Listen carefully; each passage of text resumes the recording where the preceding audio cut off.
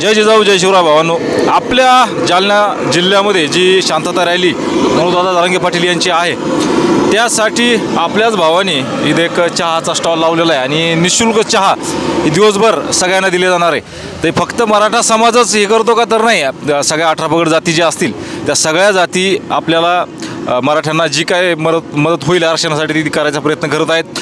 Puncture असेल, त्याच्यामध्ये चहा असेल, त्याच्यामध्ये नाश्ता असेल, गाडी असेल स्वतःची, पेट्रोल टाकून डिझेल टाकून देणं, हे सगळ्या गोष्टी आपण पाहतोच आहोत। महाराज आपलंही मत द्या। जय जिजाऊ जय शिवराय। जय जिजाऊ जय शिवराय।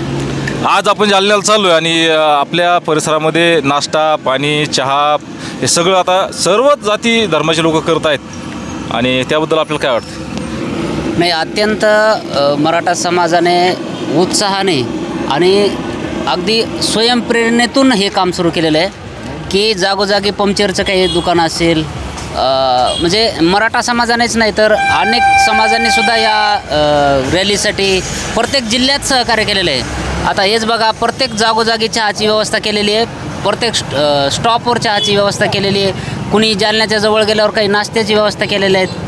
म्हणजे जिथं तिथं आपल्याला बघायला मिळतं आहे की आता हे एक सोहळा झाल्यासारखं आहे। जसं की आता पंढरपूरमध्ये दिंड्याचा सोहळा चालू आहे, तसंच त्याच प्रकारे आज या मराठा आरक्षणाकडं रॅलीकडं बघितलं जातं आहे। आणि मराठा नेत्यांना परत एकदा मी सांगू इच्छितो की आपला समाज शेतीवरच विसंबून नाही आहे, तो प्रत्येकजण आपापलं जे परिणाम धंदे होईल ते धंदा करायचा प्रयत्न करतो आहे। त्यामध्ये चहाच्या टपरीपासून तर कचरा जमा करेपर्यंत सगळं काम मराठा समाजाचे पोरं करत आहेत।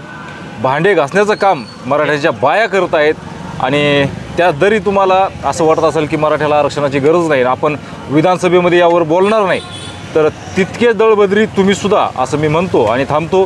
जय जिजाऊ जय शिवराय जय शंभूराजे।